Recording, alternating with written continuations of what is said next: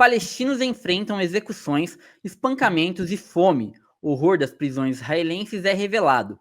O monitor de direitos humanos, Zero Med, denunciou assassinatos extrajudiciais e execuções arbitrárias de palestinos nas prisões israelenses, além de repressão violenta contra familiares. Esse texto é da redação da Diálogo do Sul Global e nada melhor do que a pessoa que estava na redação no momento em que o texto saiu. O que você destaca, Van? Então, esse texto ele tem informações da FEPAL, do Resumo Latino-Americano, contou com a colaboração da nossa querida Ana Kobzer.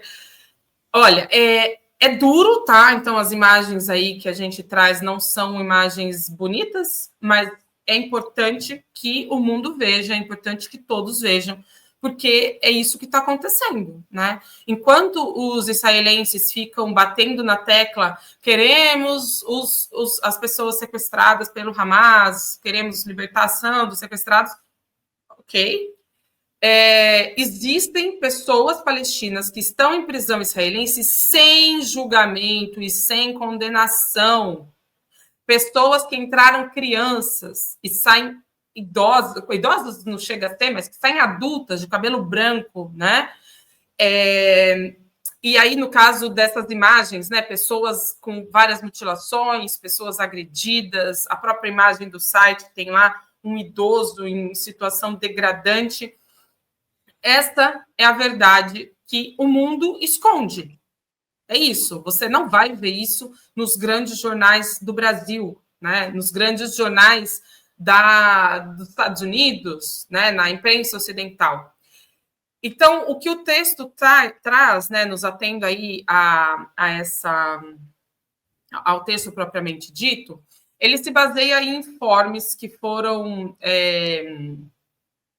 publicados recentemente, informes que tratam que as pessoas, os palestinos, alguns chegaram a ter extremidades amputadas, no caso, pernas, braços amputados, sofreram ferimentos graves durante a tortura, apresentam sinais de fome, ferimentos graves e outros tipos de mutilações, né? Há também aí a denúncia de que Israel tentou proibir e fez de tudo para proibir esse tipo, o que a gente está vendo aí, né? As comemorações dos palestinos da chegada desses prisioneiros que estavam aí nas masmorras de Israel. Da mesma forma, né, que a gente falava em Guantánamo, então o tema meio que se encaixa, gravíssimas violações de direitos humanos, como essa que eu estou revelando. O texto traz também o caso do Tabet Abu Kater, não sei se a pronúncia é correta, de 66 anos, que, quando foi detido, estava na integridade do seu corpo. E, quando foi liberado, foi enviado direto ao hospital e chegou sem uma perna. Então, quais são as condições das prisões israelenses para essas pessoas palestinas? Qual o tratamento? Quando elas precisam de remédio, quando elas precisam de médico, esse direito é garantido? Não. O que a gente traz, então, nesse texto é que todos os direitos são negados e, como eu disse, né, são baseados em informes, em relatórios, principalmente da Sociedade dos Prisioneiros Palestinos, PPS, e Organização dos Médicos pelos Direitos Humanos de Israel, PHR1, que trazem essas denúncias, além da... não, principalmente eles, né, que trazem essas denúncias, além de relatos dos próprios prisioneiros. Aí, então, abundam vídeos. Eu trouxe só as imagens menos dramáticas, né, menos duras, mas temos muitos vídeos de pessoas palestinas com os mais diversos tipos de ferimentos e mutilações. Eu queria trazer um dado, Van, de uma ONG chamada Adamer, que é uma ONG de apoio a presos palestinos. E ela parou de atuar em 2024 porque foi proibida, mas e o último dado dela é desse ano, mas eu achei importante até para trazer esse recorte. Nesse dado que ela traz, mais de 9 mil palestinos estavam atualmente presos em prisões israelenses, incluindo 160 crianças e 78 mulheres. Esses dados são de 2024, então isso já deve ter piorado. Cerca de 800 detidos estavam sob detenção administrativa, sem acusação formal ou julgamento. Então eles estão naquele limbo jurídico, tipo, estão aqui porque a gente pegou eles no caminho, não teve tempo de separar. Na prática, isso viola o direito internacional. Só de pegar essas pessoas e colocar lá e não separar, não falar, ó, você está sendo acusada disso, você já está infringindo um direito internacional.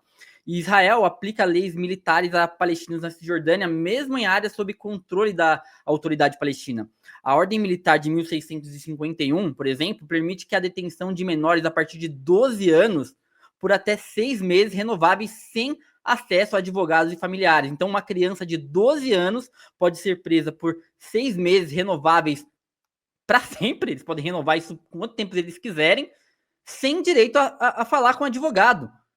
Então, a gente teve histórias, por exemplo, a FEPAL mesmo já publicou histórias de um menino de 10 anos lá que saiu com 20 e poucos anos.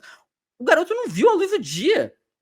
Ele sai assim, perdido, você vê, e depois tem um relato de que ele morre. Ele acaba morrendo de fome.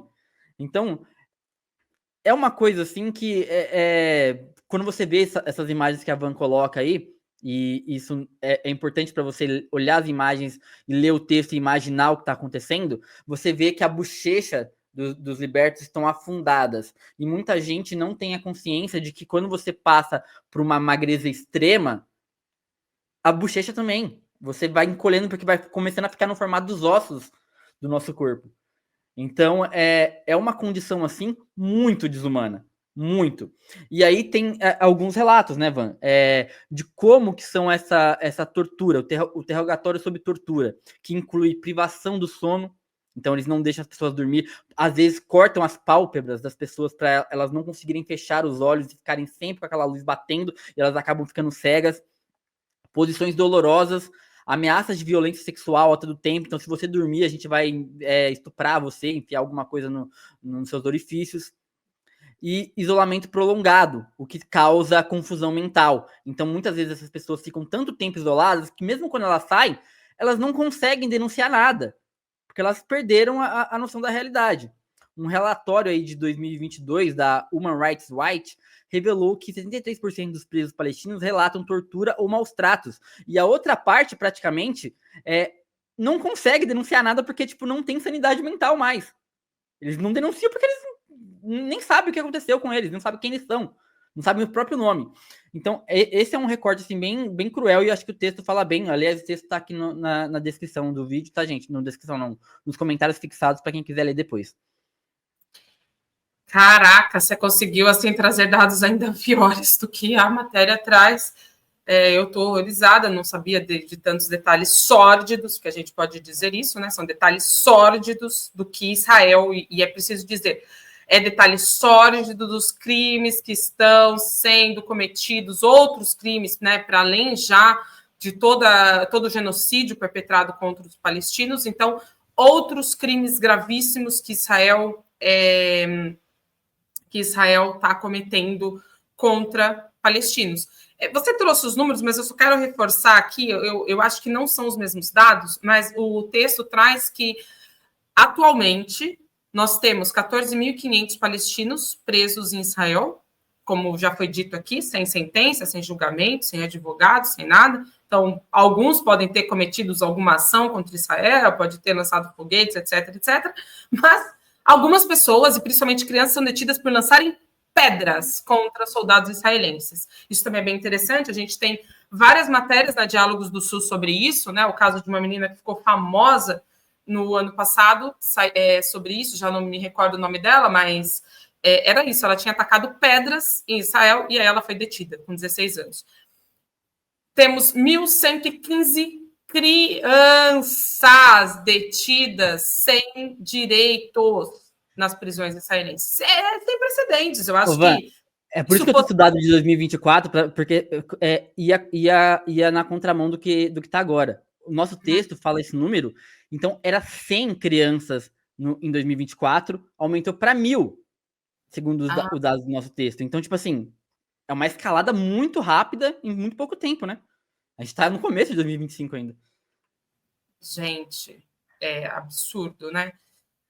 Bom, Mas é isso, assim, se esses dados fossem do Afeganistão, as pessoas estariam falando, meu Deus, como o Talibã é terrível, como são jihadistas sem coração, e etc. Agora, como é Israel, que é civilizado, que é ocidental, que é branco, etc., então tudo bem, né? É isso, é terrível. Tem um comentário aqui, eu vou só ler porque para não falar que eu ignorei, né, completamente. Mas o Breno ele fala aqui, Jorge, você falou na semana passada que o documentário do Oscar era bom, mas lançaram um texto dizendo que ele era sionista. Incoerência? Então, Breno, não é bem, não é incoerência. Primeiro porque primeiro que eu falei que o documentário era bom é uma opinião bem pessoal, esse já é um ponto. E segundo, que o texto não fala exatamente, eu li o texto, tá? Ele não fala exatamente que o documentário é sionista. Ele critica ali um dos diretores, que ele tá usando isso como propaganda e tal. Mas, ressalto, todos os nossos textos que não são da redação, né? Que não são da redação, que não são do Canabrava ou da Vanessa, ali, que são as vozes da Diálogos, eles vêm com uma faixa lá embaixo dizendo não necessariamente isso aqui representa o que a Diálogos pensa. Nem sei se esse é o caso, mas só para dizer, não é uma incoerência. Também não falei enfim, não falei sobre ser sionista ou não ser sionista. Van, quer comentar alguma coisa? Quero comentar porque é assim, Breno, o que acontece? Bom, o Jorge já falou, o documentário ser bom ou não é uma questão. Eu ainda não assisti, infelizmente, esse documentário, quero fazê-lo, mas o que o texto traz é como se fosse uma passada de pano para a imagem de um diretor. Então, a discussão o documentário poderia muito bem ter sido feito apenas pelo palestino, porque as dores são as dores palestinas. Por que, então, trazer... Porque a figura do co-diretor, que é israelense. E aí a outra discussão, teria ganhado o Oscar se não tivesse esse cidadão israelense? E aí o texto também traz posições que o diretor teve no passado, tweets, etc. Então, manifestações que ele trouxe contra o direito dos palestinos. Então, posições sionistas, né? Então, essa aqui é a discussão.